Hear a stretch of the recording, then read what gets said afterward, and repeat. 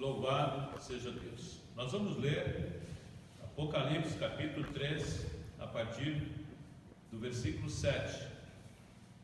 Nós temos aqui no livro do Apocalipse as 7 igrejas da Ásia. Na verdade, quando João escreve essas 7 cartas às 7 grandes cidades da Ásia, ele estava preso na ilha de Patmos. Patmos está na Grécia. Então, do outro lado do mar, a divisa ali do continente asiático, do continente europeu, fica uma distância não muito longa.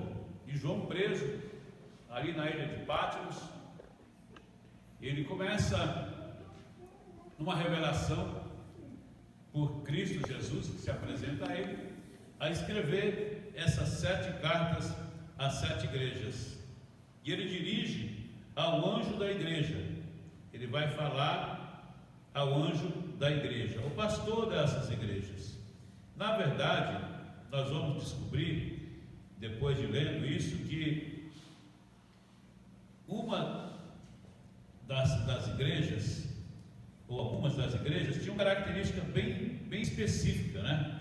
Elas são observadas como, por exemplo, Sardes e Laodiceias são classificadas como igrejas más, que não se comportavam bem dentro da palavra. 3 delas eram partes boas e partes más: Éfeso, Pérgamo e Tiatira. E depois resta 2 igrejas, que nós falaremos de uma delas, que eram igrejas boas, que é Esmirna e Filadélfia. No capítulo 3, no versículo 7, nós vamos ler a 6ª carta que está escrita para a igreja em Filadélfia. Ao anjo da igreja que está em Filadélfia, escreve: isso diz o que é santo, o que é verdadeiro, que tem a chave de Davi, que abre ninguém fecha, que fecha ninguém abre. Eu sei das tuas obras, e eis que diante de ti pus uma porta aberta, e ninguém pode fechar, tendo pouca força. Guardastes a minha palavra e não negaste o meu nome. E eis que farei aos da sinagoga de Satanás, aos que dizem judeus e não são, mas mentem. Eis que eu falei que venham e adoro prostrado aos teus pés, e saibam que eu te amo. Como guardaste a palavra da minha paciência, também te guardarei na hora da tentação que há de vir sobre o mundo, para tentar os que habitam na terra. Eis que venho sem demora, guarda o que tens, para que ninguém tome a tua coroa. Ao que vencer, eu farei coluna no templo do meu Deus, e dele nunca sairá. Escreverei sobre ele o nome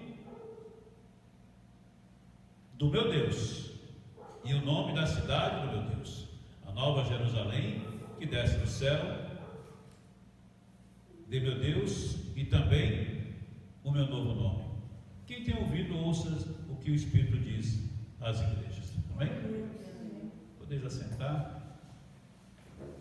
Nós temos aqui algumas lições espirituais para a nossa vida nos dias de hoje, que fala sobre essa igreja em Filadélfia, uma igreja que é considerada pelo próprio Jesus, a revelação dessas cartas, quando o apóstolo João escreve ali daquela ilha, pela revelação do Espírito Santo, essas 7 cartas, e ele vai dirigir a sua palavra, o próprio Deus falando um pouco com a igreja em Filadélfia.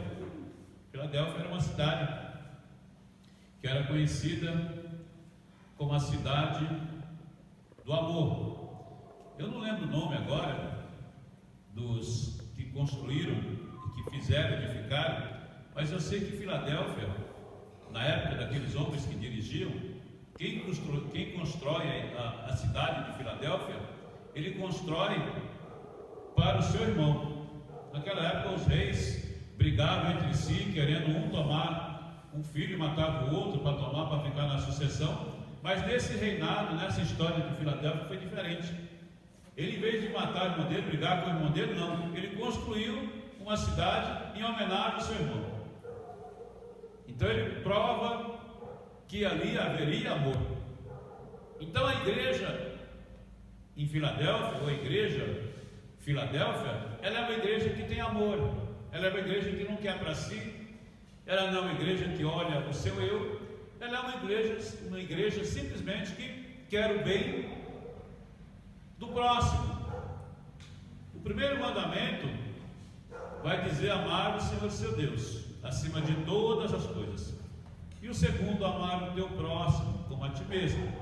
Então ali em Filadélfia havia algumas características daquela igreja. E vai dizer o texto também que a igreja tinha pouca força. Ou seja, eles não tinham muito como fugir, porque naqueles dias, essa carta deve ter sido escrita há 1900 e poucos anos atrás, quando estava começando o Evangelho. Então eles tinham dificuldade, porque a igreja estava sob pressão do governo romano, que perseguia os cristãos naqueles dias. Então era difícil ser cristão naqueles dias, como hoje. Nós estamos voltando àquele tempo. A igreja está voltando a ser perseguida, de uma forma velada, de uma forma camuflada, de uma forma diferenciada, mas a igreja está sob essa mira, porque até acontece que todos os departamentos da cidade são essenciais e a igreja, ela não é considerada essencial. Por que ela não é essencial? Se na sua essência a igreja é Cristo, e se Cristo é o Senhor dos senhores, e se Cristo é quem é o Pai de todos nós, então nós podemos fazer tudo que é para a nossa vida material, com a permissão do Estado, que é conhecido como soberano na linguagem jurídica, mas quando é para fazer para Deus, isso não tem relevância. A igreja não é essencial. Na verdade, isso contraria o princípio da Bíblia, porque começa pelo mandamento. O primeiro mandamento, desde o decálogo de Moisés, e mesmo depois quando Jesus vem e suscita isso, faz um resumo, ele vai dizer: amar o Senhor teu Deus acima de todas as coisas. E hoje o que nós vemos nos tempos atuais, contemporâneo que somos, é que as pessoas, nós estamos colocando outras prioridades na nossa vida. Tem prioridade o trabalho secular, tem prioridade a família. Não estou dizendo que isso não tem prioridade. Tem prioridade de fazer uma outra coisa, mas a igreja não tem prioridade. A igreja está ficando à margem dessa sociedade. Ela está sendo renegada a segundo plano pela lei dos homens, conforme está aí. Nós temos visto isso. Nós estamos falando aqui no tempo que a igreja tem que reunir, como nós estamos aqui, com meia dúzia de pessoas, com restrição, máximo, todas essas coisas aí. Agora eu te pergunto, será que Deus ia permitir que um filho dele, uma filha dele, viesse para a sua casa para ser contaminado? Eu faço essa pergunta. Não quero aqui fazer conjectura, mas fica essa pergunta aí para mim e para você. Será que o pai ia reunir a sua família? Se ele é pai e ama os seus filhos, ele reuniria os seus filhos dentro da tua casa para que esse filho tivesse lá uma situação difícil para enfrentar? Se Deus é amor na sua essência, pois a nossa igreja, a igreja de Cristo, naqueles dias, a igreja de Filadélfia, ela não tinha força, ela não tinha autoridade, ela não tinha como se defender, mas há uma escrita aqui, e diz nesse texto sagrado, que a igreja que tinha ali na sua essência o amor de Deus dentro de si. E aquele que ama a Deus, ele ama o seu irmão, ele ama o seu semelhante, ele ama o que é de Deus, e ama aquele que também não é, pois a Bíblia vai dizer que até o inimigo nós devemos orar por ele. Então nós temos que ter de Deus esse cuidado e pensarmos como pensavam ali os irmãos em Filadélfia, que é uma igreja que está sofrendo, é uma igreja que tem pouca força, mas a Bíblia vai dizer que a porta que Deus abre, ninguém fecha. Se Deus abriu a porta do Evangelho para ser pregado nessa nação, nesse estado, nessa cidade, nesse lugar, o inimigo não pode fechar. Nós vamos continuar falando do amor de Deus. Claro que tem as normas aí do estado, a gente vai cumprir. A gente não está aqui para ser contestador de lei, pelo contrário, quem cumpre a lei de Deus já cumpriu a lei dos homens, mas a gente tem que tomar cuidado para que essas coisas não venham atingir o coração humano, para que o medo não venha fazer com que haja dissensão entre os irmãos, porque em algumas situações as pessoas ficam com medo de se afastar, né? Vai dizer o texto que aquele que dorme no Senhor está no seio de Abraão. O seio é lugar de intimidade, seio é onde a mãe amamenta a criança, alimenta a criança. Então aqui onde nós estamos é um lugar de intimidade com Deus, e nós precisamos desse Deus, nós dependemos desse Deus e do amor dele sobretudo. Eu quero deixar aqui para nós hoje, onde vamos tomar parte da ceia do Senhor, que a gente venha meditar sobre isso, sobre estar junto de Deus, porque aqui é um treinamento, né? Aqui é só um protótipo da igreja que vai estar lá em Jerusalém, na Jerusalém Celestial. Nossa expectativa, o nosso sonho é de um dia chegar lá, é de um dia estarmos definitivamente nas moradas celestiais. Essa é a nossa esperança, isso é o que nós almejamos. Se for necessário passar pela morte para chegar lá, amém.